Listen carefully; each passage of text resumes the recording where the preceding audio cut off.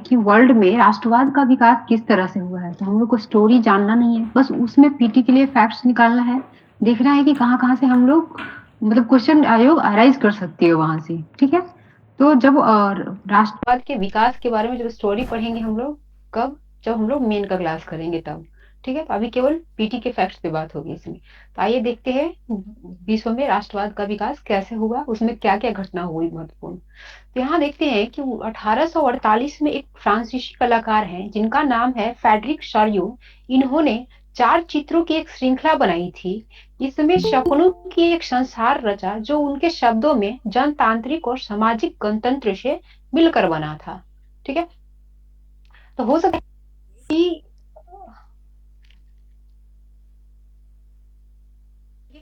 है इसमें पूछ दे कि फ्रेडरिक चार्यू के द्वारा जो चित्र बनाई गई थी, उसका जो आधार है कौन सा शब्द है, ठीक है? या हो सकता है इनके द्वारा जो बनाई गई चित्र थी उसमें कितने सीरीज है, या ये भी पूछ सकता है कि कब बनाया गया था। मतलब एक पॉइंट से आप 3-4 तरह से क्वेश्चन देख सकते हैं अगर आयोग डेप्थ में जाकर बनाना चाहे तो। ठीक है, उसके बाद देखते हैं कि फ्रांसीसी क्रांति के दौरान कलाकार स्वतंत्रता को महिला के रूप प्रदान करा था। तो यहीं से देखते हैं कि फ्रांस में जब क्रांति शुरू हुई तो वहां की जो मतलब ये स्वतंत्रता है उसको महिला के रूप में उन्होंने व्यक्त किया था। तो यहीं से भारत को भारत माता के रूप में हम लोग जब स्वतंत्रता आंदोलन शुरू होता है तब कहना शुरू किए थे। ये विदेशों का ही देन था कि हम लोग भी भारत को भारत माता के रूप में मानने लगे हैं।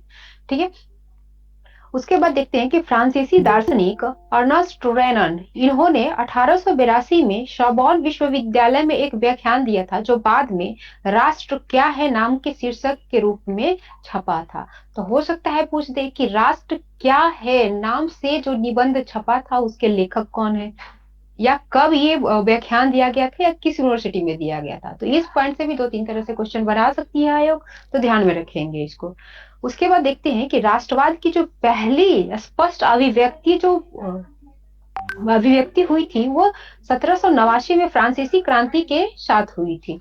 तो यहाँ पे 2 चीज मिल रहा है आपको कि राष्ट्रवाद की स्पष्ट अभिव्यक्ति फ्रांसीसी क्रांति के दौरान उभर कर आई। ठीक है, और साथ में ये भी पता लग रहा है कि फ्रांसीसी क्रांति जो हुई थी 1789 में हुई थी उस समय ये उभर कर आई थी।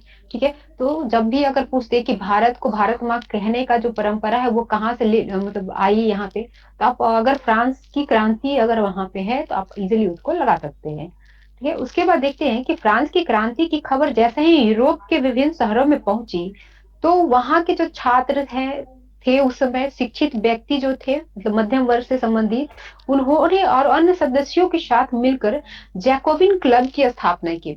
जैकोबिन क्लब हम लोगों ने नीलू सेंटर में काफी बार पढ़ा है कि ये टीपू सुल्तान के द्वारा फ्रांस की सहायता से बनाया गया था।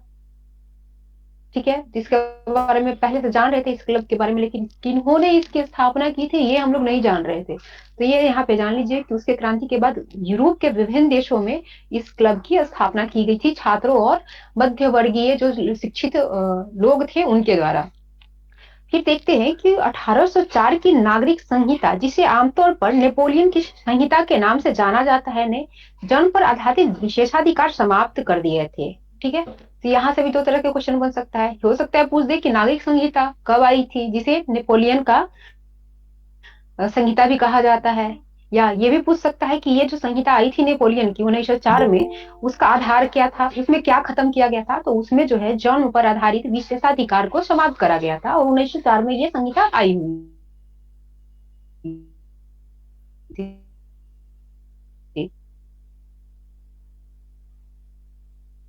तो द्वारा। 1 मिनट रुकिएगा जरा आप लोग।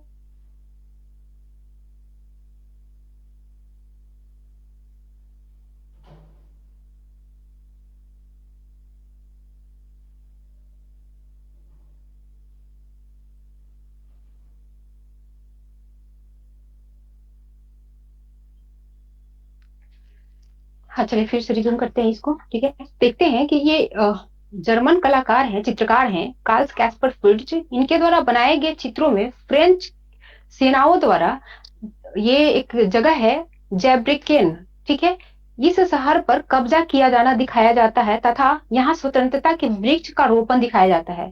ठीक है, ये जो फ्रांस की सिटी है, यहाँ पे सबको पता होगा कि स्वतंत्रता की वृक्ष का रोपण फ्रांस की क्रांति के समय हुआ था, और उसी के देखा देखी टीपू सुल्तान के द्वारा हुआ था। यानी कि जो फ्रांस में हो रही थी वही सेम चीज यहाँ पे टीपू सुल्तान मैसूर में कर रहे थे। ठीक है, तो याद रखेंगे कि एक कलाकार है जिनके द्वारा चित्र बनाया गया था, और ये दोनों घटना को वहां दिखाया गया था, और उनका नाम था कार्ल कैस्पर फ्रिट्ज। ठीक है, ये जो स्वतंत्रता की वृक्ष लगाई जा रही थी वहां उस सिटी में, तो उसमें जर्मन में कुछ लिखा हुआ था, और जिसका अर्थ होता है हिंदी में कि हमसे आजादी और समानता ले लो, यह मानवता का आदर्श रूप है। ठीक है, तो हो सकता है ये सीधे पूछ दे कि उस पे क्या लिखा हुआ था, तो याद जब तक नहीं रखिएगा या आप जानकारी नहीं रखेंगे तो इसको नहीं बना सकते हैं। उसके बाद देखते हैं कि नेपोलियन को 1813 में लाइप्संग की लड़ाई हार गया था। तो ये जो हो सकता है पूछ दे, लाइप्संग की जो लड़ाई है वो नेपोलियन कब हारा था, तो 1813 में। बहुत इंपॉर्टेंट नहीं है, बट पढ़ने में भी कोई हर्जा नहीं करेगा, एक नॉलेज ही आपका बढ़ेगा। ठीक है, फिर देखते हैं कि 1797 में नेपोलियन का इटली पर हमला, नेपोलियाई युद्धों की शुरुआत हुई। जैसे ही ये नेपोलियन द्वारा इटली पर 1797 में हमला किया गया, वहीं से नेपोलियन युद्ध की शुरुआत हुई, और विभिन्न क्षेत्रों पर ये हमला करते गए, जीतते गए। ठीक है, उसको फिर आगे देखेंगे। फिर देखते हैं कि 1848 में फ्रांस की क्रांति, विभिन्न वर्गों द्वारा संविधान और प्रतिनिधियात्मक सरकार के गठन की मांग की गई। अभी तो हम लोग ऊपर देखे थे कि 1789 में फ्रांस की क्रांति हुई, फिर हम लोग देख रहे हैं कि 1848 में भी फ्रांस की क्रांति हुई थी, जिसमें वहां के लोगों के द्वारा जो है वो कुछ मांग की गई थी। उन्होंने मांगा था कि संविधान का निर्माण कराया जाए, साथ में प्रतिनिधित्वात्मक जो सरकार है उसके गठन की मांग भी उन्होंने किया था। तो याद रखेंगे कि 1848 में ये जो मांग है फ्रांस के लोगों के द्वारा वहां पे किया गया था। ये जो है इसमें और मांग किया गया था कि इतावली जर्मन म्यांमार सॉरी इतावली जर्मन पोलिश चेक आदि राष्ट्र जो है राष्ट्र बनाने की अलग मांग करने लगे। ये सम्मिलित रूप थे सब, उसका वो उपनिवेश थे। तो इन्होंने इस क्रांति के बाद अपना मांग उठाने लगा कि हमें भी अपने मतलब अलग राष्ट्र बना दिया जाए हमें। ठीक है, उसके बाद देखेंगे कि एक क्वेश्चन पूछता है कि इटली का एकीकरण कब हुआ था। तो याद रखेंगे डेट कि 1859 से 1870 के बीच में जो इटली का एकीकरण किया गया। उसी तरह से कई बार आप लोगों ने देखा होगा, पूछा होगा जर्मनी का एकीकरण किया गया। तो जर्मनी का एकीकरण जो है 1866 से 71 के बीच में किया था। ठीक है, उसके बाद देखते हैं कि 1905 में हैब्सबर्ग और ऑटोमन साम्राज्य ने स्लाव राष्ट्रवाद मजबूत होता है ये बोला था। मतलब सॉरी, ये जो हैब्सबर्ग और ऑटोमन साम्राज्य है, यहाँ स्लाव राष्ट्रवाद मजबूत होता है, ये 1905 में हुआ। 1905 में इस साम्राज्य में स्लाव राष्ट्रवाद काफी स्ट्रांग बनकर उभरा है। उसके बाद देखते हैं हम लोग एक हमेशा हिस्ट्री में पढ़ते हैं उदारवाद, यानी लिबरलाइजेशन। ठीक है, तो ये जो शब्द है लातिन भाषा के मूल्य लिबेर से निकल कर आया है, जिसका अर्थ होता है आजाद। तो याद रखेंगे, डायरेक्ट क्वेश्चन पूछने की संभावना है इस वर्ड से। उसके बाद देखिए अभी हम लोग की नेपोलियन द्वारा एक संहिता लाया गया था। तो इस संहिता द्वारा महिलाओं के अवयस्क का दर्जा दिया गया, महिलाओं को अवयस्क घोषित किया गया, और उनको जो है महिलाओं को जो है पिता और पतियों के अधीन कर दिया गया। मतलब ये पहले जो था इंडिया में ही नहीं था, पूरे वर्ल्ड में ये देखने को मिलता था कि महिलाओं को जो द्वयम दर्जा दिया जाता था।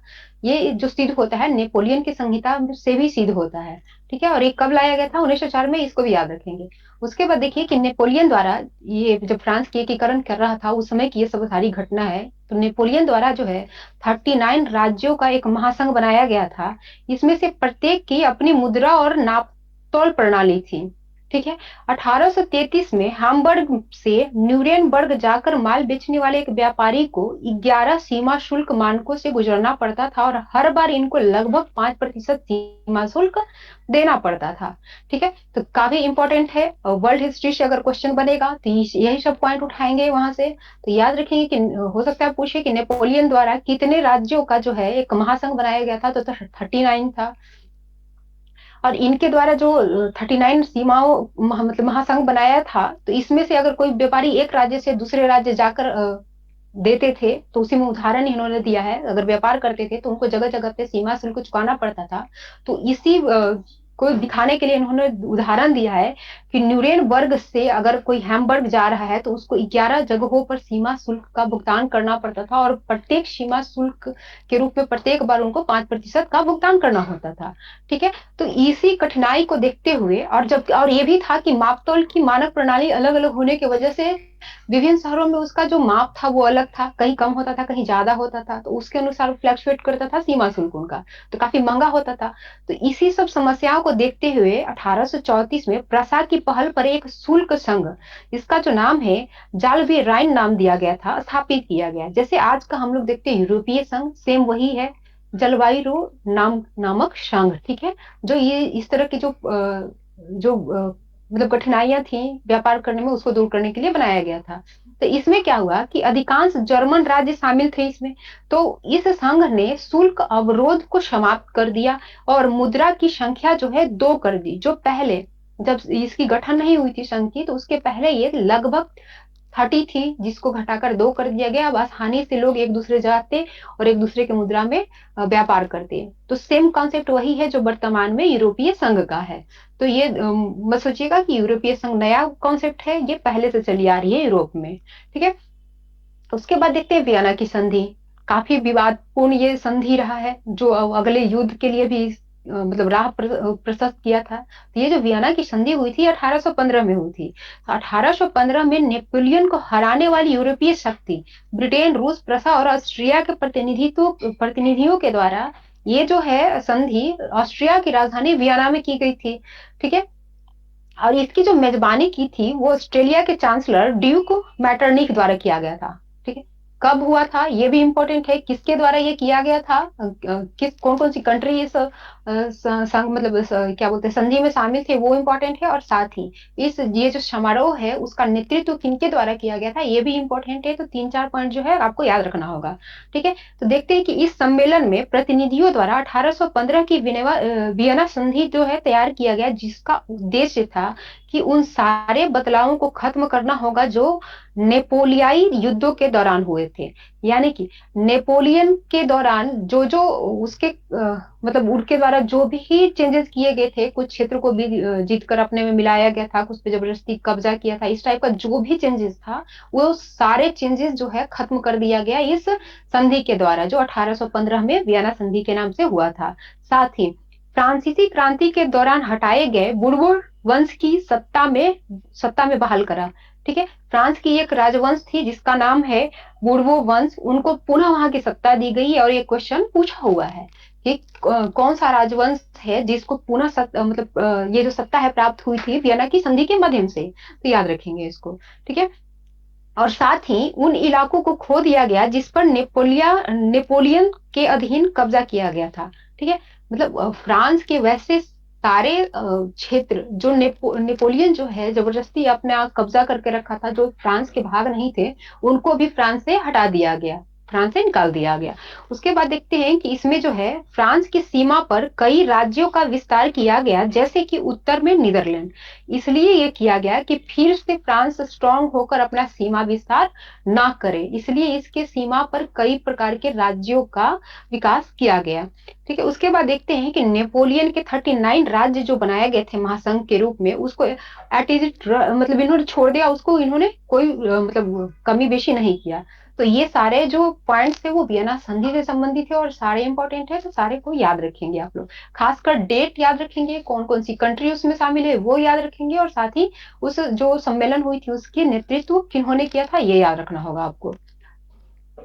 उसके बाद देखते हैं कि इटली के क्रांतिकारी जूसेप मोत्सनी, इनका जब आप प्रीवियस ईयर पलटेंगे तो इनके बारे में कई प्रकार से क्वेश्चन आपको देखने को मिलेगा, तो ये भी ध्यान से देखेंगे। तो ये जो है जूसेप मोत्सनी द्वारा लिगुरिया के क्रांति किया गया था। तो लिगुरिया के क्रांति का नेतृत्व इन्होंने किया था और एक वहां के ये क्रांतिकारी थे, और वहां के क्रांतिकारी में सबसे फेमस थे ये। इनके द्वारा ये जो है उस समय कार्बोनारी नाम के एक गुप्त संगठन के सदस्य थे, और इनका जन्म 1807 में जिनेवा में हुआ था। मोत्सनी द्वारा दो भूमिगत संगठन बनाया गया था। पहला का नाम था मार्सेई में मार्सेई में यंग इटली, और दूसरा बर्न में यंग यूरोप बनाया गया था 1833 में। तो ये दोनों जो है ये संगठन काफी इंपॉर्टेंट है, आगे चल के इनकी बहुत सारी भूमिका आपको देखना हो, मतलब देखेंगे आप। तो याद रखेंगे कि ये मुस्नी द्वारा बनाया गया दो संगठन था, यंग इटली और यंग यूरोप। जो इसके जो सदस्य थे वो पोलैंड, फ्रांस, इटली और जर्मनी राज्यों में समान विचार रखने वाले युवा थे। ठीक है, तो ये भी याद रखेंगे आप लोग, कौन कौन से कंट्री के युवा इस संघ के सदस्य बने थे। उसके बाद देखते हैं कि मैटरनिख ने मैथिनी को हमारी सामाजिक व्यवस्था का सबसे खतरनाक दुश्मन बताया था। तो स्टेटमेंट बेस्ड क्वेश्चन अगर बनाना चाहे तो बना सकते हैं, वह लिख सकते हैं कि मुसनी के बारे में ये जो विचार है वो किनका है, तो याद रखेंगे वो मैटरनिख का है। मैटरनिख का कथन था, एक और इनका कथन है, एक तो वो हुआ जो मुसनी के बारे में उन्होंने बताया, एक और है इनका कथन कि जब फ्रांस सीखता है तो बाकी यूरोप को भी सर्दी और जुकाम होता है।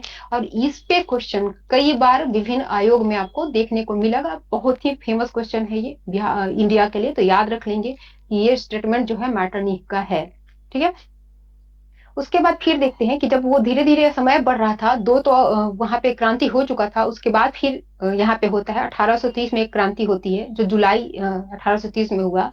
तो इसमें जो है बुर्बो राजवंश को हटा दिया गया, जो ये 1815 में वियना की संधि के माध्यम से वहां पे जो जिनको राजा बनाया गया था उनको 1830 में हटा दिया गया, क्योंकि वहां पे भुखमरी बेरोजगारी इतना अधिक बढ़ गया था कि वहां के जो जनता है वो विद्रोह कर दिए। और विद्रोह करने के बाद मतलब वो जो विद्रोह था इतना तेज और आक्रामक था कि इस राजवंश को वहां से भागना पड़ा छोड़कर। ठीक है, ये जब हटे तो इसके जगह पर वहां संवैधानिक राजतंत्र स्थापित किया गया और जिसका अध्यक्ष लुई फिलिप को बनाया गया। ये भी क्वेश्चन पूछा है। ठीक है, ये भी पूछा है कि किनके मतलब नेतृत्व में वहां पर जो है राजतंत्र स्थापित किया गया था संवैधानिक रूप से, तो वो है अपना लुई फिलिप। ठीक है, ये याद रखेंगे। उसके बाद देखते हैं कि यूनान का स्वतंत्रता संग्राम पूरे यूरोप के क्षितिज मतलब शिक्षित अभिजात वर्ग में राष्ट्रीय भावनाओं का संचार किया, और यहीं से अपने भारत में भी राष्ट्रीय भावना का विकास इसी सब से देखने को मिलता है। ठीक है, तो ये कनेक्टेड है, ये अगर आप समझते हैं तो वहां पे समझेंगे कि किस तरह से भारत में भी राष्ट्रवाद का विकास होते चला गया। तो यहाँ पे देखते हैं कि यूनान का आजादी के लिए संघर्ष 1821 में प्रारंभ हुआ था, ये भी याद रखेंगे। फिर देखते हैं कि कवियों एवं कलाकारों ने यूनान को यूरोपीय सभ्यता का पालना बताया था, ये भी पूछता है कि किनके द्वारा ये कथन कहा गया था, तो वहां के जो कवि और कलाकार हैं उनके द्वारा कहा गया था, किसी विशेष व्यक्ति के द्वारा ये नहीं कहा गया था। ठीक है, उसके बाद देखते हैं कि 1832 की कुस्तुनतुनिया की संधि ने यूनान को एक स्वतंत्र राष्ट्र की मान्यता दी थी। तो ये भी इंपॉर्टेंट हो जाता है पॉइंट पीटी के लिए, हो सकता है पूछ दे कि यूनान की तो जो क्रांति है स्वतंत्रता की ये 1821 में शुरू हुई, लेकिन इसको जो है स्वतंत्र राष्ट्र के रूप में मान्यता दी गई थी कुस्तुनतुनिया के द्वारा, तो वो कब दी गई थी, तो याद रखेंगे 1832 में दी गई थी। यहाँ हम लोग फैक्ट से ही खेलेंगे, कोई विस्तृत डिटेल हम यहाँ पे नहीं कराएंगे आपको। उसके बाद देखते हैं कि फ्रांसीसी चित्रकार, इनका नाम है देला क्रुआ, सबसे महत्वपूर्ण फ्रेंच रोमानी चित्रकारों में से एक है। तो अभी तक तो इनसे संबंधित कोई क्वेश्चन देखने को नहीं मिला है, तो ये भी नहीं कर सकते कि आगे देखने को ना मिले, तो याद रख लेंगे ये फ्रेंच कलाकार मतलब चित्रकार है जिनका नाम देला क्रुआ है। और फ्रेंच कला चित्रकार के बारे में कई बार क्वेश्चन अदर चित्रकार के बारे में पूछा है, इनके बारे में अभी नहीं पूछा है, तो नाम इनका याद रखेंगे कि ये वहां के चित्रकार हैं। ठीक है, उसके बाद देखते हैं कि जर्मन दार्शनिक है योहान ग्रांटफिल्ड। ये जो है रूमानी चिंतकों ने दावा किया था कि सच्ची जर्मन संस्कृति उनके आम लोगों में निहित है। मतलब फ्रांस के कुछ दार्शनिक टाइप के जो चित्रकार थे कलाकार थे, तो उनका कहना था कि जो वहाँ मतलब जर्मन संस्कृति है जो है वो आम लोगों में निहित है। ठीक है, तो बहुत इंपॉर्टेंट नहीं है। उसके बाद देखते हैं कि जैकब ग्रीन और विल्हेम ग्रीन बंधु का जन्म क्रम से 1885 और 1886 में हुआ, जर्मन के हनाउ शहर हुआ था। ये इसलिए इंपॉर्टेंट है कि इनकी एक सीरीज चली थी जिसका नाम ग्रिम्स फेरी टेल्स था, काफी पॉपुलर है, इससे क्वेश्चन बनते रहता है, तो याद रखेंगे कि ये ग्रिम्स बंधुओं के द्वारा लिखी गई ये सीरीज है जिसका नाम ग्रिम्स फेरी टेल्स है, और इसमें उन्होंने वहां की जो लोकल कथा है उसको दर्शाया है इन्होंने इस बुक के माध्यम से। साथ ही इनका पहला जो कहानियों का संग्रह है 1812 में प्रकाशित हुई थी। ये जो ग्रिम्स फेरी टेल्स की जो सीरीज है इसका पहला बुक जो आया था 1812 में आया था, और ये दोनों भाई जो हैं इसके राइटर हैं। ठीक है, और इनका संबंध जर्मनी से है, और इनके द्वारा 33 खंडों में जर्मन भाषा का शब्दकोश भी प्रकाशित किया गया था, तो ये भी इंपॉर्टेंट है। ठीक है, ये भी याद रखेंगे आप लोग।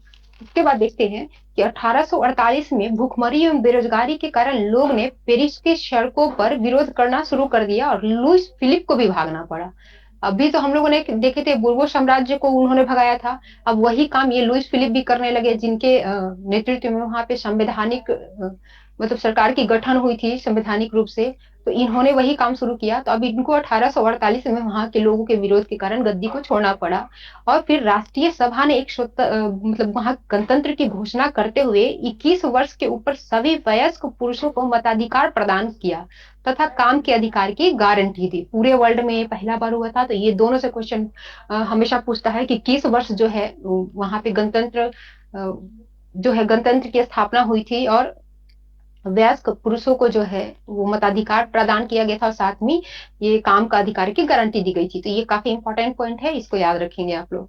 उसके बाद देखते हैं कि जर्मन इलाकों में बड़ी संख्या में राजनीतिक संगठनों ने फ्रैंकफर्ट शहर में मिलकर एक सर्व जर्मन नेशनल असेंबली के पक्ष में मतदान का फैसला किया। 18 मई 1848 को 831 निर्वाचित प्रतिनिधियों ने फ्रैंकफर्ट संसद का आयोजन किया, जिसका आयोजन सेंट पॉल चर्च में किया गया था। तो ये क्वेश्चन भी पूछा हुआ कि फ्रैंकफर्ट जो मतलब ये संसद का आयोजन किया गया था, तो कहाँ पे आयोजन किया था? तो याद रखेंगे सेंट पॉल चर्च में किया गया था, और ये किया गया था 1848 18 मई को। ठीक है, ये दोनों डेट याद रखेंगे। इसमें जो है जर्मन राष्ट्र के लिए एक संविधान का प्रारूप तैयार किया गया था। ये जो संसद थी जो आयोजित की गई थी चर्च में, उसकी ये विशेषता है, तो ये भी याद रख लेंगे, हो सकता है क्वेश्चन बन जाए। फिर देखते हैं कि लुइजी आटो पीटर्स एक राजनीतिक कार्यकर्ता थी, ये महिला थी, जिसने महिलाओं की पत्रिका और तत्पश्चात एक नारीवादी राजनीतिक संगठन की स्थापना की। देख रहे हैं हम लोग कंटिन्यू, यूरोप में भी महिलाओं को दोयम दर्जा दिया जाता था उस समय, उनको घर बार तक ही सीमित रखा जाता था। फिर भी ये जो लुइते आर्टुर पीटर्स नाम की जो महिला थी, वो काफी आगे आई, राजनीतिक कार्यकर्ता बनी, और इन्होंने महिलाओं के लिए पत्रिका निकाला, और उसके बाद एक राजनीतिक संगठन बनाया जो केवल महिलाओं के लिए था। ठीक है, उसके बाद देखते हैं कि प्रसाद के राष्ट्रीय एकीकरण के आंदोलन का नेतृत्व ऑटो वन बिस्मार्क द्वारा किया गया है। तो ये भी पूछता है कि बिस्मार्क द्वारा कहाँ पे जो है ये एकीकरण, राष्ट्रीय एकीकरण के आंदोलन का नेतृत्व किया गया था, या ये पूछता है कि बिस्मार्क का संबंध किस कंट्री से है। तो ये प्रसा से है, याद रखेंगे। उसके बाद देखते हैं कि जनवरी 1871 में वर्साय में हुए एक समारोह में प्रसा के राजा काइजर विलियम प्रथम को जर्मनी का सम्राट घोषित किया गया है। ये भी इंपॉर्टेंट है। फिर उसके बाद देखेंगे कि हैम्सबर्ग, अभी हम लोग देख रहे थे, तो इसकी ये जो हैम्सबर्ग साम्राज्य है, इसकी जो राजधानी है वो इटली थी। उसके बाद देखिए कि 19वीं सदी के मध्य में इटली जो है 7 राज्यों में बटा हुआ था। तो क्वेश्चन बनने की संभावना है, हो सकता है पूछ दे कि 19वीं सदी के अंत में जो इटली कितने भागों में बटा हुआ था, तो वो 7 राज्यों में बटा हुआ था। फिर देखते हैं कि इसमें केवल एक सार्डियन पीडमोंट में एक इतावली राजघराने का मतलब शासन था, और बाकी जगह इटालियन राजघराने शासन नहीं करती थी, सब अलग अलग लोग वहां पे शासन करते थे। तो ये भी इंपॉर्टेंट है, हो सकता है पूछ दे 19वीं शताब्दी में कौन सा ऐसा मतलब क्षेत्र था जहां पे एक इतावली राजघराने के लोगों के द्वारा शासन किया जाता था, तो सार्डियन पीडमोंट नाम है उसका। फिर देखते हैं कि 1861 में इमैनुअल द्वितीय को एकीकृत इटली का राजा घोषित किया गया था। तो इस तरह का जो भी मतलब अपॉइंटमेंट हो रहा है वहां पे इंपॉर्टेंट है, उसके लिए एक दो क्वेश्चन पूछती है बीपीएससी, कोई भी वहां पे डाल सकती है। ठीक है, उसके बाद देखते हैं कि ब्रिटेन में एक लंबे टकराव और संघर्ष के बाद आंग्ल सांसद ने 1888 में राजतंत्र की ताकत जो है छीन ली। क्वेश्चन बना हुआ है, ये वो पूछा है कि कब जो वहां की जो संसद है राजतंत्र को कमजोर किया, यानी राजाओं की जो शक्ति थी उसको छीन लिया, और एक नाम मात्र के वो राजा बन के रह गए। तो 1688 की बात है ये। ठीक है, इस संसद के माध्यम से एक राष्ट्र राज्य का निर्माण हुआ, जिसके केंद्र में इंग्लैंड था। ठीक है, उसके बाद देखते हैं कि इंग्लैंड एवं स्कॉटलैंड के बीच एक्ट ऑफ यूनियन 1707 में हुआ था।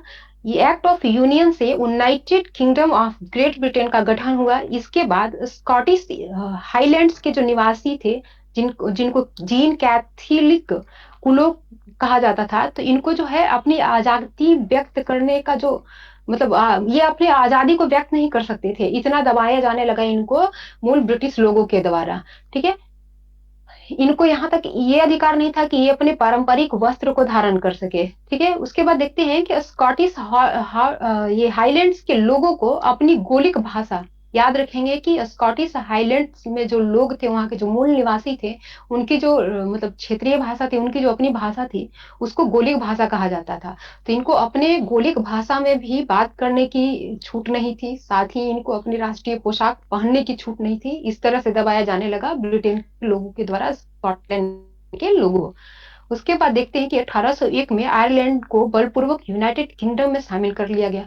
हम लोग अभी जानते हैं कि यूनाइटेड किंगडम है, उसमें मतलब ब्रिटेन है, स्कॉटलैंड है और आयरलैंड है। तो वही बताया जा रहा है कि कैसे कैसे इन्होंने उसको शामिल करके अपने प्रभु सत्ता जो है वहां पे कायम रखा और किस तरह से उनको दबाया। तो 1801 में आयरलैंड इस संघ में शामिल हुआ था, ये याद रखेंगे।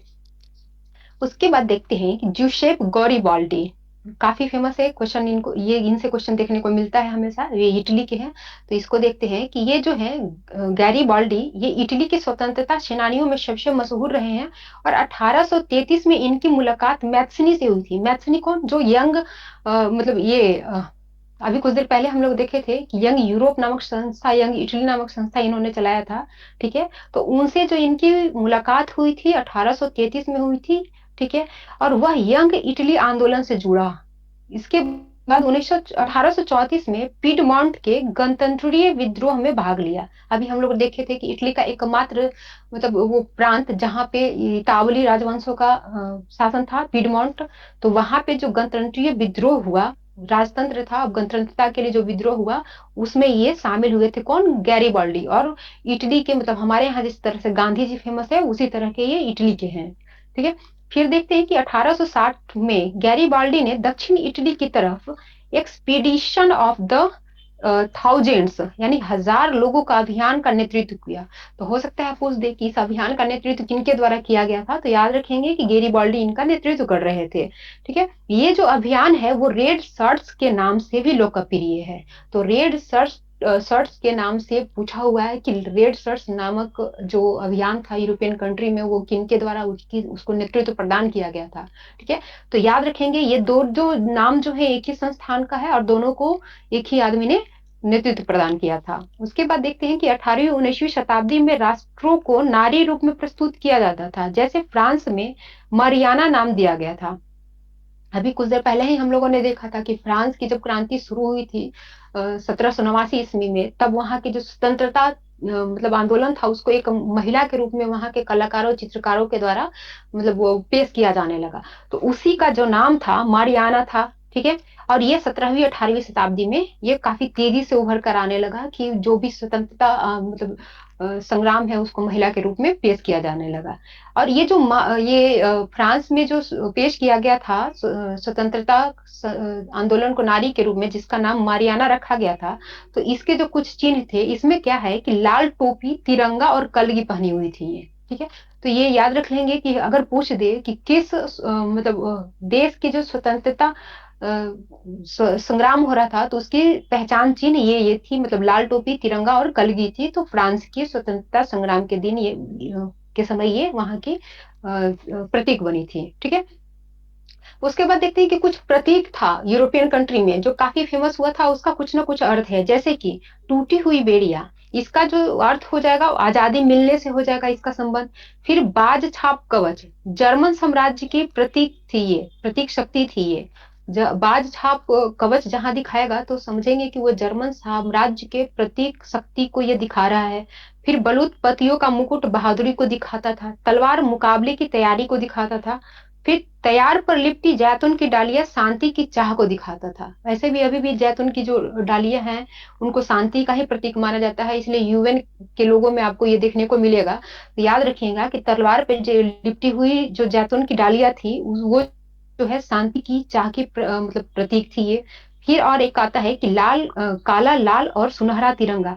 1848 में उत्तराधिकारी राष्ट्रवादियों उदारवादी राष्ट्रवादियों का झंडा, जिससे जर्मन राज्यों को ड्यूक्शन ने प्रतिबंधित घोषित किया था। ठीक है, उसके बाद उगते सूर्य की किरणें, एक नए युग का सूत्रपात।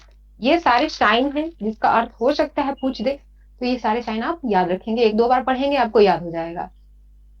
उसके बाद देखते हैं कि भारत में राष्ट्रवाद का कैसे विकास हुआ, क्या कारण रहा। तो बहुत सारे कारण हैं इसका। 1857 की क्रांति है, पाश्चात्य शिक्षा का फैलना है, फिर स्वदेशी आंदोलन है, फिर ये क्या बोलते हैं असहयोग आंदोलन है, दांडी मार्च, बहुत सारे रीजन है। फिर आदि लोगों को दबाना, कई रीजन है। तो उसमें उस दौरान क्या क्या महत्वपूर्ण घटनाएं हुई इंडिया में, तो वो देख लेते हैं। जैसे कि 1918-19 से 1920-21 में भारत के बहुत सारे इलाकों में फसल खराब होते गए, जिससे खाद्य संकट उत्पन्न हुआ। और इसी समय फ्लू की महामारी फैली थी। ये भी रीजन रहा है राष्ट्रवाद के विकास का, ठीक है। क्योंकि ये फसल यहाँ नहीं मिल रहे थे, और इंग्लैंड वाले जो सरकार थी उस समय, वो अनाज प्रोवाइड नहीं कराते, बल्कि जबरदस्ती कर वसूल रहे थे उस दौरान भी, जब लोग एक तरफ भूख से मर रहे थे, और वो लोग अपने कर की चिंता किए हुए थे। ये तो महामारी था, भूखमरी था, और ऊपर से क्या हुआ कि प्लेग भी फैल गया। तो इसमें कई, आप जब आगे आगे बढ़ेंगे तो देखेंगे कि महात्मा गांधी का क्या क्या रोल था वहां पे, किस तरह से वो सेवा करते थे एकदम निस्वार्थ भाव से, ठीक है। तो इस समय ये दोनों स्थिति के कारण, अब 1921 में जो जनगणना हुई थी तो उसमें बताया गया था कि ये जो दुर्भिक्ष थी, यानी जो अकाल पड़ा था और जो महामारी हुई थी, उसके कारण 120 से 130 लाख लोग मारे गए थे, ठीक है। तो ये भी हमारे जन समुदाय को आक्रोशित किया था ब्रिटिश साम्राज्य के खिलाफ, ठीक है। उसके बाद देखते हैं कि गांधी जी 1917 में चंपारण में बगान व्यवस्था, अभी तक हम लोग तीन कठिया प्रणाली ही पढ़ रहे थे गाइड बुक से, और जितने भी बिहार स्पेशल पढ़े थे सब जगह तीन कठिया प्रणाली, तीन कठिया प्रणाली, नील आंदोलन यही करते थे हम लोग। लेकिन एनसीईआरटी बोलती है कि उसको बगान व्यवस्था भी कहा जाता है। अगर कहीं बगान व्यवस्था दिख जाए तो फंसेंगे नहीं आप लोग। तिनकठिया प्रथा को बगान व्यवस्था भी कहा जाता है। तो यहाँ पे बताया जा रहा है कि गांधी जी 1917 में चंपारण में बगान व्यवस्था के लिए किसानों को प्रेरित किया। इसके बाद इनके द्वारा 1917 में गुजरात के खेड़ा जिले में किसानों की मदद के लिए सत्याग्रह भी किया गया, ठीक है। तो पूछता है कि ये चंपारण सत्याग्रह कब हुआ था, और क्या बोलते हैं गुजरात का खेड़ा कब हुआ था। तो याद रखेंगे कि चंपारण के बाद ही इनका अभियान शुरू होता है। पहला अभियान यहाँ पे चंपारण सत्याग्रह था, उसके बाद ये यहाँ पे खेड़ा में गए, फिर उसके बाद 1918 में अहमदाबाद मिल मजदूरों के साथ इन्होंने हड़ताल किया था, ठीक है। तो ये क्रम से हुआ था। उसके बाद देखते हैं कि जो महात्मा गांधी है, इनके द्वारा सत्याग्रह को सक्रिय प्रतिरोध कहा गया है। ये क्वेश्चन भी पूछा हुआ है कि ये महात्मा गांधी जो है सत्याग्रह को क्या बोलते थे। तो याद रख लेंगे, रट लेंगे इसको कि सक्रिय प्रतिरोध कहते थे। और वहां पे ऑप्शन में रहेगा निष्क्रिय प्रतिरोध भी, तो वह मत लगाइएगा कि सत्याग्रह का मतलब निष्क्रिय कुछ नहीं है, सक्रिय प्रतिरोध के रूप में इन्होंने इसको माना था, ठीक है। उसके बाद देखते हैं कि ये जो है गांधी जी ने 1919 में रॉलेट एक्ट के खिलाफ सत्याग्रह आंदोलन चलाने का फैसला लिया था, और इन्होंने डिसाइड किया था कि 6 अप्रैल को हड़ताल शुरू किया जाएगा। अभी जब हम लोग पिछला चैप्टर कर रहे थे तो हम लोगों ने वहां पे देखा था कि 6 अप्रैल को ये एक कोई दिवस के रूप में मनाने का इन्होंने निर्णय लिया था, और उन्होंने घोषणा किया था कि इस दिवस को हम लोग अहिंसक वे में मनाएंगे, और इसी दिन से ये सत्याग्रह जो है शुरू होती है। तो ये जो है सत्याग्रह तो 6 अप्रैल को शुरू हो गई। 10 अप्रैल को पुलिस ने अमृतसर में एक अशांतिपूर्ण जुलूस पर गोली चला दी। इसके बाद लोग जो है बैंक, डाकखानों, रेलवे स्टेशनों पर हमला करने लगे, और जो अंग्रेज शासक थे वहां पे, उनको मारने लगे, ठीक है। फिर इसके उपद्रव के कारण मार्शल का लॉ जो है लागू कर दिया गया, और जनरल डायर को कमान दे दिया गया पंजाब का, ठीक है। यहीं से शुरुआत होती है अपना जलियांवाला बाग हत्याकांड की। 10 को ये बवाल हुआ, ठीक है। और इसी दौरान ये जो सत्यपाल और किचलू और सैफुद्दीन थे उनको गिरफ्तार कर लिया गया, जिसके विरोध में 13 अप्रैल को जलियांवाला बाग में जो है वो सम्मेलन हो रहा था। तो 13 अप्रैल को ही 1919 में जलियांवाला बाग हत्याकांड के बाद जनरल डायर ने कहा था, जब उन्होंने वो कांड कर दिया, हत्याकांड कर दिया, तो उन्होंने सफाई क्या दिया था। उन्होंने कहा था कि वह सत्याग्रहियों के जहन में दहशत और विस्मय का भाव पैदा करके एक नैतिक प्रभाव उत्पन्न करना चाहते थे, इसलिए उन्होंने गोली चलवाया है। कि इनका स्टेटमेंट कितना अच्छा है, ठीक है। तो ये स्टेटमेंट कहीं नहीं पढ़े होंगे अभी तक गाइड बुक में, तो याद रखेंगे। हो सकता है स्टेटमेंट बेस्ड क्वेश्चन में ये पूछ दे, या ऐसे भी पूछ दे कि ये किस घटना के बाद कहा गया था, या किनके द्वारा कहा गया था। दो प्रकार से पूछ सकते हैं इसको। तो याद रखेंगे ये जनरल डायर का कथन था, और ये 13 अप्रैल 1919 के घटना के बाद, हत्याकांड के बाद इन्होंने कहा था, ठीक है। इसके बाद ये जो घटना हुई, हत्याकांड वाली जो घटना हुई, इसके बाद लोगों द्वारा इस घटना के विरोध में हड़तालें की गई, लोग पुलिसों पर हमला करने लगे। इसी समय अंग्रेजी सरकार द्वारा गुजरावाल पंजाब पर बम बरसाया गया। कहीं आप गाइड बुक में देखे हैं कि जालियांवाला हत्याकांड का विरोध इतना आम पब्लिक के द्वारा किया गया कि अंग्रेजी गवर्नमेंट के द्वारा, एक गांव है पंजाब में, वहां पे उन्होंने बम बरसाया था, कहीं नहीं मिलेगा। सिर्फ एनसीईआरटी में मिलेगा। तो याद रखेंगे, ये गांव का नाम पंजाब में है ये गांव, इसका नाम गुजरावाला है, काफी फेमस गांव है। ठीक है। उसके बाद देखते हैं कि खलीफा के तात्कालिक शक्तियों की रक्षा के लिए मार्च 1919 में बंबई में एक खिलाफत समिति का गठन किया गया है। तो ये भी पूछा हुआ क्वेश्चन है, एक खिलाफत समिति का गठन मुंबई में कब किया गया? 1919 में किया गया था, मार्च में। उसके बाद देखते हैं कि आजादी, उसके बाद देखें कि अपनी हिंद स्वराज किताब में गांधी जी ने बताया था कि भारत में ब्रिटिश शासन भारतीयों के सहयोग से स्थापित हुआ था और इनके सहयोग से ही वो चल रहा है। अगर भारत के लोग अपना सहयोग वापस ले तो साल भर के भीतर ब्रिटिश शासन ढह जाएगा और समाज ये स्वराज की स्थापना हो जाएगी। ठीक है। ये जो कथन था, ये 1909 में स्वराज हिंद नामक का जो हिंद स्वराज नामक का जो बुक आया था गांधी जी का, उसमें लिखा गया था। ठीक है। तो इस पे भी क्वेश्चन पूछी हुई, कोई ना कोई आयोग पूछा हुआ है, बीपीएससी पूछा है कि नहीं, बट किसी ने आयोग पूछा हुआ है, तो याद रखेंगे ये गांधी जी का कहना था और बुक का नाम हिंद स्वराज है। और हिंद स्वराज जो है 1909 में दक्षिण अफ्रीका में आया था और गांधी जी के का बुक है ये। ठीक है। उसके बाद मैम देखते हैं कि जी हाँ, मैम एक बार कंफर्म कीजिएगा कि सत्याग्रह का मतलब निष्क्रिय प्रतिरोध होता है कि सक्रिय प्रतिरोध? सक्रिय प्रतिरोध है ये। मैम जहाँ तक हमको लगता है कि निष्क्रिय प्रतिरोध सत्याग्रह को बोला जाता है। ये जब गांधी जी स्टेटमेंट दे रहे हैं, वो बता रहे हैं कि इसको निष्क्रिय प्रतिरोध के रूप में आप नहीं माने। सत्याग्रह मतलब आपको, सत्याग्रह क्या है कि किसी बात को अपना मनाना है, और प्रतिरोध का मतलब वो हिंसक नहीं होना चाहिए। आप किसी भी तरीके से गवर्नमेंट को झुकने को मजबूर करें, जैसे उन्होंने किया था 1917 में चंपारण सत्याग्रह, तो क्या वो निष्क्रिय हो गए थे? नहीं ना। वो जगह जगह जाते थे, लोगों से मिलते थे, उनको उनकी बातें सुनते थे, गवर्नमेंट तक बातें पहुंचाते थे, अदालत में जाते थे। तो निष्क्रिय विरोध नहीं ना कर रहे थे, सक्रिय रूप से कर रहे थे ना वो। हम्म। जी मैम, मतलब ऐसा तो नहीं है ना कि सक्रिय प्रतिरोध हिंसा को बोलते हैं और निष्क्रिय प्रतिरोध हिंसा नहीं नहीं को? नहीं, ऐसा नहीं है। वो सक्रिय प्रतिरोध के रूप में ही स्वराज को ये लीजिए आप, ठीक है। और उसका जी मैम। मतलब कहने का अर्थ यही है कि निष्क्रिय मतलब आप एक जगह बैठ जाइए, कुछ मत कीजिए और अपना विरोध प्रकट कीजिए। ये निष्क्रिय ना होके सक्रिय था। हिंसा को छोड़कर बाकी सारे एक्टिविटी इसमें करा जा रहा था। ठीक है। ठीक है। चलिए ठीक है, आगे बढ़े।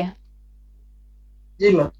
चलिए ठीक है, देखिए कि फिर यहाँ पे बताया जा रहा है कि 1920 की गर्मियों में गांधी जी और शौकत अली आंदोलन के खिलाफ समर्थन, मतलब आंदोलन के लिए समर्थन जुटाते हुए पूरे देश भर में उन्होंने यात्रा की थी। ठीक है।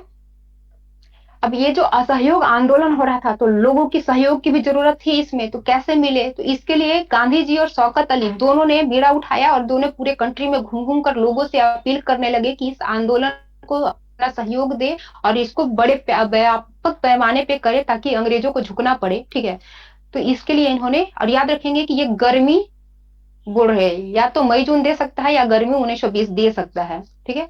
उसके बाद देखते हैं कि दिसंबर 1920 में कांग्रेस के नागपुर अधिवेशन में असहयोग कार्यक्रम को स्वीकार किया गया था। इसकी जो मतलब ये अधिवेशन हुई थी सितंबर में, उसमें इन्होंने स्वीकार नहीं करा था। उनको डर था कि कहीं हम लोग आंदोलन करें और विरोध करें तो वो अहिंसक हो जाए और यहाँ की जनता को लेना का देना ना पड़े। इसी मतलब मोह पेश में ये लोग फंसे हुए थे और 2-3 मंथ तक ये लोग कोई डिसीजन नहीं ले पाए। लास्टली ये दिसंबर 1920 में कांग्रेस की जो अधिवेशन हो रही थी नागपुर में, वहां पे जाकर डिसाइड हुआ कि अब हम लोग असहयोग आंदोलन शुरू करेंगे। ठीक है। उसके बाद देखते हैं कि असहयोग और खिलाफत आंदोलन जो है जनवरी 1921 में शुरू हुआ। ये क्वेश्चन पूछा हुआ है, याद रखेंगे कि असहयोग और खिलाफत आंदोलन दोनों एक साथ जनवरी 1921 में शुरू हुआ था। मद्रास में गैर ब्राह्मणों द्वारा जस्टिस पार्टी बनाया गया था। और ये जो जस्टिस पार्टी है, इन्होंने असहयोग आंदोलन को सपोर्ट नहीं किया था। ये जो पार्टी है जो गैर ब्राह्मणों का था, इनका मानना था कि काउंसिल में प्रवेश के जरिए उन्हें अधिकार मिल सकता है जो सामान्य रूप से केवल ब्राह्मणों को मिल जाते थे। ठीक है। तो ये अपने अधिकार पाने के लिए, इनका मत था कि ये ब्रिटिश साम्राज्य के का विरोध नहीं करेंगे, उनके साथ मिलकर काउंसिल में शामिल होंगे और अपने जाति, अपने समुदाय विशेष के लिए वो हक प्राप्त करेंगे जो अभी तक ब्राह्मणों को दिया जा रहा था। ठीक है। तो याद रखेंगे, ये पूछता है क्वेश्चन कि ये असहयोग आंदोलन का जो है उसका सपोर्ट किस पार्टी के द्वारा नहीं किया गया था? तो जस्टिस पार्टी। और इसका गठन जो हुआ था ये यहाँ पे मद्रास में हुआ था। उसके बाद देखते हैं कि असहयोग आंदोलन का अवध में सन्यासी बाबा रामचंद्र किसानों का नेतृत्व कर रहे थे। ठीक है, असहयोग आंदोलन के समय अवध में जो किसानों को जो नेतृत्व प्रदान कर रहे थे वो सन्यासी बाबा रामचंद्र के द्वारा किया जा रहा था, और इस पे भी क्वेश्चन आयोग बना चुकी है। ठीक है, और ये जो बाबा रामचंद्र हैं, ये पहले जो है इस मतलब क्या बोलते हैं, आंदोलन में भाग लेने से पहले गिरमिटिया मजदूर के रूप में ये फिजी में काम करते थे। ठीक है, तो गिरमिटिया मजदूर पे भी एक फुल क्वेश्चन बीपीएससी बना ली है, तो ध्यान देंगे। उसके बाद देखते हैं कि असहयोग आंदोलन के दौरान ही नाई धोबी बंद का फैसला किया गया था। ये जो था, जमींदारों या उच्च पदाधिकारी हैं उनको जो है नाई और धोबी यानी नीचे तबके के लोग जो सेवा देते थे उसको बंद कर दिए थे वो लोग। इसलिए यहाँ पे बोला जाता था कि नाई धोबी बंद जो आंदोलन था वो असहयोग आंदोलन के दौरान चलाया गया था। उसके बाद देखते हैं कि 1920 के दशक में आंध्र प्रदेश की गुडेम पहाड़ियों में गुरिल्ला आंदोलन फैल गया था। तो याद रखेंगे ये गुडेम पहाड़ी कहाँ है, यहाँ पे कब जो है ये गुरिल्ला युद्ध शुरू हुआ था, तो 1920 में असहयोग आंदोलन के दौरान ही हुआ था। फिर देखते हैं कि 6 जनवरी 1921 को संयुक्त प्रांत में रायबरेली के पास पुलिसों ने किसानों पर गोली चला दिया था। किसान की कुछ सभा हो रही थी, वो लोग शांति रूप से कर रहे थे, लेकिन 6 जनवरी 1921 को संयुक्त प्रांत जो कि वर्तमान में यूपी को है, ठीक है, रायबरेली के पास इन पर गोली चला दी गई थी बिना मतलब का। ठीक है, 1928 में वल्लभ भाई पटेल ने गुजरात के बरदौली तालुका में किसान आंदोलन का नेतृत्व किया, जो कि भू राजस्व बढ़ाने के खिलाफ था। तो ये भी कई बार पूछ चुका है, बरदौली आंदोलन के नाम से ये जाना जाता है, तो याद रखेंगे 1928 में हुआ था। उसके बाद देखते हैं कि आंध्र प्रदेश में अल्लूरी सीताराम राजू के नेतृत्व में आदिवासियों द्वारा विद्रोह किया गया था। इन्होंने अपने आप को चमत्कारिक पर्सन होने का मतलब भ्रम फैलाया था वहां पे। ये बोलते थे कि कुछ भी हो जाए इनकी डेथ नहीं होगी, ना तो इनको गोली लग सकती है, ना ये आग में जल सकते हैं। इस तरह की भ्रांतियां वहां के लोगों में फैलाकर ये वो आंदोलन को बढ़ावा देना चाहते थे। ठीक है, आंध्र प्रदेश में, इसलिए इन्होंने ऐसा किया था। जैसे हम लोग देखे थे जब ये क्या बोलते जनजातियों का विद्रोह हो रहा था, तो बिरसा मुंडा के द्वारा सेम इस तरह का कार्य किया गया था। तो जब ये स्वतंत्रता आंदोलन के द्वारा आंध्र प्रदेश के भी लोग उतने ही दकियानुसी विचारधारा के होते थे, तब इन्होंने अपने आप को एक चमत्कारिक पुरुष के रूप में अपने आप को उभारा और वहां के लोगों को आंदोलन करने के लिए प्रेरित किया। ठीक है, राजू को 1924 को अंग्रेजों द्वारा फांसी दे दी गई थी। उसके बाद वहां पे जो है आंदोलन धीमा पड़ा था कुछ। उसके बाद देखते हैं कि 1859 के इनलैंड इमिग्रेशन एक्ट के तहत बगानों में काम करने वाले मजदूरों को बिना इजाजत बगान से बाहर जाने की छूट नहीं थी। यह क्वेश्चन भी पूछा हुआ कि किस एक्ट के तहत बगानों को जो है, बगान के मजदूरों को है, बगान के बाहर नहीं जाने दिया जाता था। तो याद रखेंगे 1859 में पारित की गई थी इनलैंड इमिग्रेशन एक्ट। इसके द्वारा इनको बंधक बना के एक तरह से रखा जाता था बगानों में। और जब असहयोग आंदोलन शुरू हुआ तो गांधी जी की जो है पॉपुलैरिटी है इतनी तेजी से फैला कि इन बगान मालिक के जो मजदूर हैं, जो एक तरह से बंधक थे, उन्होंने भी विद्रोह कर दिया और बगान छोड़ छोड़ के जाने लगे। इनको क्या लगता था कि गांधी जी एक चमत्कारिक पुरुष हैं, अब इनको गांवों में खेत मिल जाएगा और इनकी सारी जो समस्याएं हैं वो सॉल्व हो जाएगी, ये मानना था इनका। इसलिए ये जिक्र यहाँ पे आया हुआ है कि इस एक्ट के माध्यम से इनको रोका गया था और असहयोग आंदोलन के दौरान इन्होंने उसकी अवहेलना करी और बाहर आ गए। ठीक है, उसके बाद देखते हैं कि फरवरी 1922 में महात्मा गांधी द्वारा असहयोग आंदोलन वापस ले लिया गया था। जब चौरा चौरी कांड हुआ था तो वापस लिया गया था इनके द्वारा। ठीक है, तो इससे भी काफी आक्रोश फैला कि इस तरह से आप क्यों ले लिए। तो उसी समय यहाँ पे 1923 में मोतीलाल नेहरू के द्वारा और सी आर दास के द्वारा जो है एक पार्टी बनाई गई थी वहां पे। ठीक है, आगे देखेंगे हम लोग।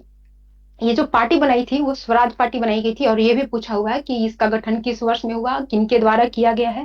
तो याद रखेंगे 1 जनवरी 1923 को स्वराज पार्टी का जो गठन हुआ था वो मोतीलाल नेहरू और सी आर दास के द्वारा हुआ था। ठीक है, फिर देखते हैं कि 1928 में साइमन कमीशन भारत आया था।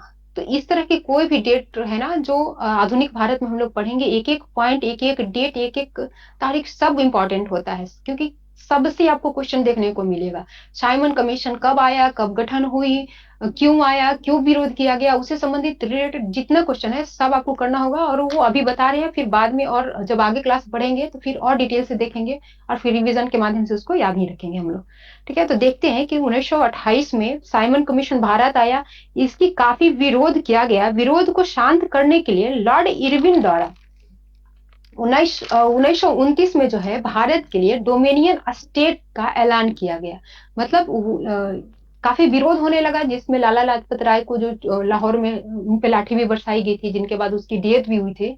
ठीक है, तो इतना विरोध बढ़ गया था कि लॉर्ड इरविन उसमें जो तात्कालिक वायसराय थे उनके द्वारा 1929 में जो है भारत को एक डोमिनियन स्टेट का मतलब झांसा दिया जाने लगा। और इन्होंने बोला कि गोलमेज सम्मेलन का आयोजन कराया जाएगा, जहां संविधान किस तरह से आपका बने और आपको डोमिनियन स्टेट का दर्जा किस तरह से दिया जाए, उस पर मतलब बातचीत होगी और ये आपको सौंपा जाएगा। मतलब ये सारी जो नाटक थी सेंट्रल मतलब ये अंग्रेज गवर्नमेंट का, वो केवल क्रांति को शांत करने के लिए था। ठीक है, फिर देखते हैं कि गांधी जी द्वारा 31 जनवरी 1930 को वायसराय इरविन को एक खत लिखा था। इन्होंने लिखा था और 11 सूत्री मांग रखी थी। काफी फेमस है ये, कई बार पूछा हुआ है कि 11 कितने सूत्री मांग की गई थी और कब लिखा गया था। और ये जो पत्र लिखा गया था तो इन्होंने याचना नहीं की थी, एक आदेश टाइप का उन्होंने लिखा था। उन्होंने लिखा था कि अगर 11 मार्च तक उनकी मांगे नहीं मानी गई तो कांग्रेस जो है सविनय अवज्ञा आंदोलन करेगी। धमकी के रूप में इन्होंने पत्र भेजा था इरविन को, उन्होंने माना ही नहीं। तो याद रखेंगे 11 सूत्री डिमांड था और जो टाइम लिमिटेशन दिया गया था वो 11 मार्च था। दोनों से क्वेश्चन देखने को मिला है, दोनों डेट याद रखेंगे।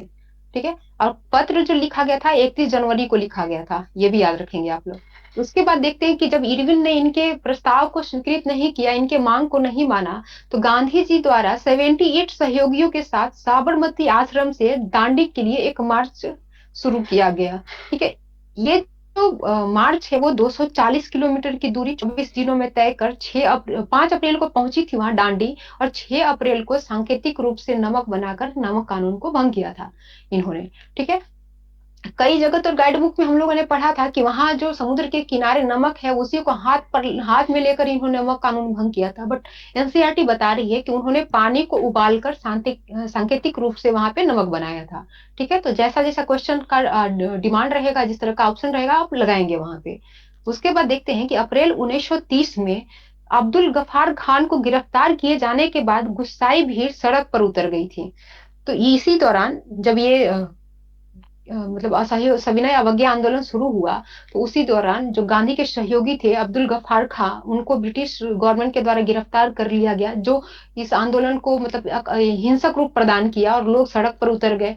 इसके बाद आग में घी का काम किया कि मई 1930 में गांधी जी को भी गिरफ्तार कर लिया गया।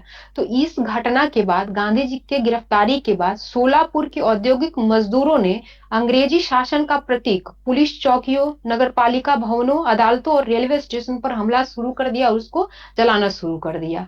ठीक है, तो ये जो सविनय अवज्ञा आंदोलन काफी हिंसक होने लगी, तो इसी को देखते हुए गांधी और इरविन के मध्य समझौता हुआ था, जिसमें राजनीतिक बंदियों को छोड़ने की बात हुई थी।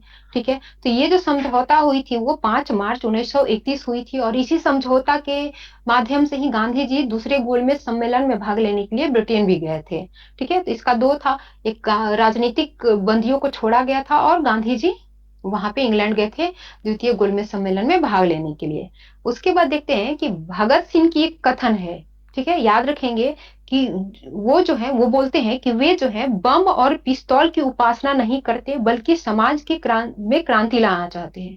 तो ये कथन याद रखेंगे, हो सकता है पूछ दे, अभी तक तो नहीं दिखा है, बस इनकलाब जिंदाबाद ही दिखा है इनका स्टेटमेंट, लेकिन ये भी काफी इंपॉर्टेंट है, हो सकता है पूछ दे, तो याद रखेंगे ये।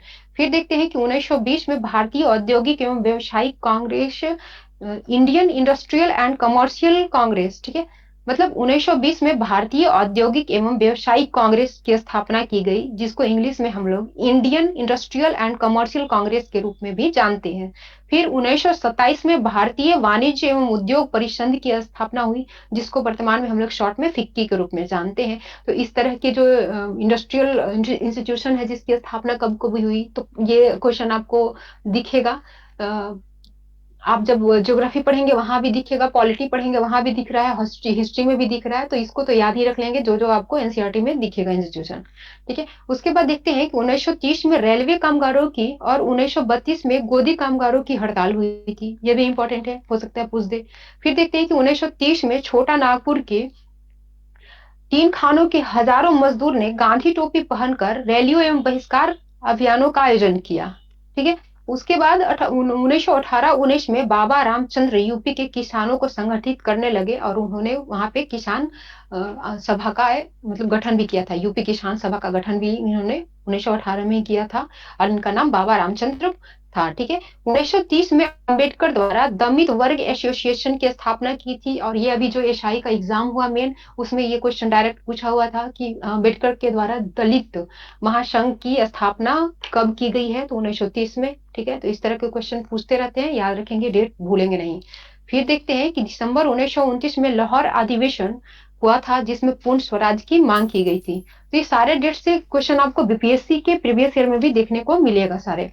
ठीक है, फिर गांधी जी का मानना था कि घर चलाना, चूल्हा चौका संभालना, अच्छी माँ एवं अच्छी पत्नी की भूमिका का निर्वहन करना ही औरत का अच्छा कर्तव्य है, जिसकी वजह से कांग्रेस में बहुत दिन तक महिलाओं की जो भागीदारी है नहीं बढ़ी थी। कल अभी पिछले सेशन में हम लोग देखा था कि जब नमक सत्याग्रह कर रहे थे तो वो महिलाओं की भागीदारी के विरुद्ध थे, तो वहां पे एक लेडीज थी जिनके वजह से वो मतलब महिलाओं को पार्टिसिपेट करने दी नमक कानून में। तो कोई बताएंगे, याद है कि नहीं को, कि क्या नाम था उनका जिनके कहने पर महात्मा गांधी जो है महिलाओं की भूमिका देने के लिए माने थे नमक सत्याग्रह में?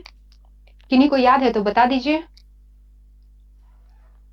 सरोजनी नायडू के कहने पर उन्होंने सही ये मतलब निर्णय लिया था। ठीक है, उसके बाद देखते हैं कि 1930 में मुस्लिम लीग के अध्यक्ष हैं सर मोहम्मद इकबाल, इन्होंने जो है मुसलमानों के लिए अल्पसंख्यक राजनीतिक हितों की रक्षा के उद्देश्य से पृथक निर्वाचन की जरूरत पर जोर दिया था।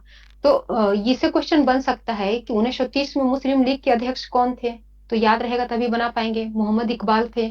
ठीक है, और ये भी पूछ सकता है कि किन्होंने किनके द्वारा जो है मुस्लिम लीग के किस नेता के द्वारा जो है अल्पसंख्यक राजनीतिक हितों की रक्षा के उद्देश्य पृथक निर्वाचक मंडल के मांग पर जोर दिया गया था, तो वो भी हो जाएंगे मोहम्मद इकबाल। और कब इन्होंने किया था 1930 में, तो ये 2-3 तरह से यहाँ से भी क्वेश्चन आपको देखने को मिल सकता है।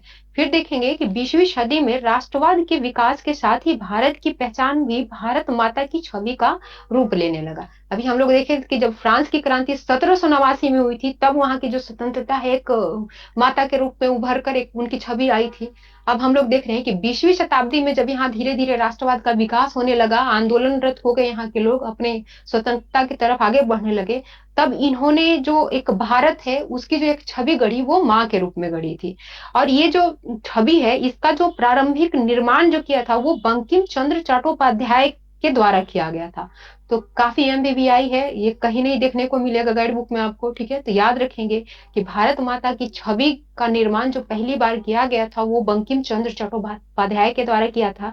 और 1870 के दशक में उन्होंने मातृभूमि की स्तुति के रूप में वंदे मातरम गीत लिखा था, जो उनकी बुक आनंद मठ में अभी मतलब वो आनंद मठ में है अभी। तो ये कई बार आप लोगों ने पढ़ा होगा और यहाँ तक जानते भी होंगे कि वंदे मातरम जो गीत है वो आनंद मठ से लिया गया है, लेकिन इसकी रचना 1870 के दशक में की गई है, किन्हीं को नहीं पता होगा। ठीक है, तो याद रखेंगे ये कि 1870 के दशक में इन्होंने भारत को एक माँ के रूप में दिखाने के लिए इस गीत की रचना की थी। ठीक है, और भारत को माँ के रूप में जो छवि पेश की गई थी वो इन्हीं के द्वारा पहली बार की गई थी। दोनों काफी एमबीबीआई है। ठीक है, उसके बाद देखते हैं कि स्वदेशी आंदोलन की प्रेरणा से ये एक नाम है अवनींद्रनाथ टैगोर, इन्होंने भारत माता की विख्यात छवि को चिन्हित किया था। काफी मतलब विस्तृत और विख्यात जो छवि था वो बनाया गया था अवनींद्रनाथ टैगोर के द्वारा, ये भी बंगाल के ही थे। इनके पेंटिंग में भारत माता को एक सन्यासिनी के रूप में दिखाया गया था। तो ये भी इंपॉर्टेंट है, हो सकता है पूछ दे कि भारत माता को अपनी पेंटिंग के माध्यम से किनके द्वारा सन्यासिनी के रूप में दिखाया गया था, तो है अवनींद्र नाथ टैगोर। ठीक है, फिर देखेंगे कि मद्रास के नटेशा शास्त्री ने द फोकलोर्स ऑफ सॉर्दर्न इंडिया के नाम से तमिल लोक कथाओं का एक विशाल संकलन 4 वर्गों में प्रकाशित कराया था। तो तो ये भी इम्पोर्टेंट है। हो सकता है ये नाम दे दे और पूछ दे कि किनके द्वारा ये संकलन प्रकाशित कराया गया था या कितने खंडों में कराया गया था। जब तक जानेंगे नहीं कैसे बना पाएंगे। ठीक है, तो ये जो मतलब ये जो संकलन है, तो इनका जो मानना था, ये नटेशा शास्त्री का, इनका जो मानना था कि लोक कथाएं राष्ट्रीय साहित्य होती हैं, यह लोगों के असली विचारों और विशिष्टताओं की सबसे विश्वसनीय अभिव्यक्ति है। तो स्टेटमेंट बेस्ड क्वेश्चन में ये भी पूछ सकता है कि स्टेटमेंट किनका है, तो याद रखेंगे ये नटाल साहब का है। उसके बाद देखते हैं कि स्वदेशी आंदोलन के दौरान एक तिरंगा झंडा तैयार किया गया था। मतलब पहली बार जो तिरंगा झंडा तैयार किया गया था स्वदेशी आंदोलन के समय, तो उसमें जो है हरा, पीला और लाल रंग का यूज किया गया था। ठीक है, याद रखेंगे। स्वदेशी आंदोलन के समय जो तिरंगा झंडा था उसकी जो कलर थी हरा, पीला और लाल था। और इसमें ब्रिटिश भारत के 8 प्रांतों का प्रतिनिधित्व करते कमल के 8 फूल थे, और हिंदू और मुसलमानों का प्रतिनिधित्व करता अर्धचंद्र दर्शाया गया था। ठीक है, तो इससे क्या समझ में आता है कि 8 कमल के फूल मतलब पुष्प उस झंडे में लगाए थे जो स्वदेशी आंदोलन में यूज हो रहा था। यानी कि उस समय 1905 में भारत के 8 प्रांत थे, ये दर्शाता है। और साथ ही ये हिंदू मुस्लिम प्रतीक को भी दर्शाता है। तो याद रखेंगे कि 1905 में स्वदेशी आंदोलन के समय जो झंडा बनाई गई थी उसमें किसको किसको दर्शाया गया था, क्योंकि क्वेश्चन पूछने की संभावना है यहाँ से। उसके बाद देखते हैं कि 1921 तक गांधी जी ने भी स्वराज का झंडा तैयार किया था। यह भी एक तिरंगा ही था, लेकिन इसमें जो रंग थे वो थे सफेद, हरा और लाल। इसके मध्य में गांधीवादी चरखे को जगह दी गई थी जो स्वावलंबन का प्रतीक था। और ये क्वेश्चन पूछा हुआ है भाई, ये पूछा हुआ था कि ये जो गांधी जी के मतलब जो 1921 में जो झंडा आई थी, या कुछ भी मतलब पूछा हुआ है कि उसमें जो है बीच में क्या था, तो ये चक्र था। उसमें एक्चुअली में इसमें गांधी जी को लिखा गया था, तो सबको अनुमान से सही ही बनाया था। लेकिन इतना डेप्थ में है, आप इसको याद रखेंगे। और इसको हो सकता है पूछ दे कि स्वराज का झंडा किनके द्वारा बनाया गया था, तो गांधी जी के द्वारा। इसमें जो रंग थे यूज किए गए थे सफेद, हरा, लाल, और इसके बीच में जो है वो चरखा को दर्शाया गया था। ठीक है, तो ये सारे पॉइंट्स याद रखेंगे। उसके बाद देखते हैं कि ये तो सबको पता होगा आई थिंक, कि 14 जुलाई 1942 को अपनी कार्यकारिणी में कांग्रेस कार्य समिति ने भारत छोड़ो प्रस्ताव पारित किया था, जिसमें सत्ता का भारतीयों को तत्काल हस्तांतरण एवं भारत छोड़ने की मांग की गई थी। ठीक है, फिर 8 अगस्त 1942 को बंबई में अखिल भारतीय कांग्रेस समिति में इस प्रस्ताव का समर्थन किया गया था, और ये ग्वालियर टैंक नामक मैदान में हुआ था। और 14 जुलाई 1942 को जो प्रस्ताव पारित किया था वो वर्धा में किया गया था। आई थिंक ये सबको याद होगा, क्योंकि दूसरे तो सबको ही पढ़ रखा होगा ना। ठीक है, तो आज इतना ही था। एक बार आप लोग अगर चाहे रिवाइज करना तो रिवाइज कर लीजिए।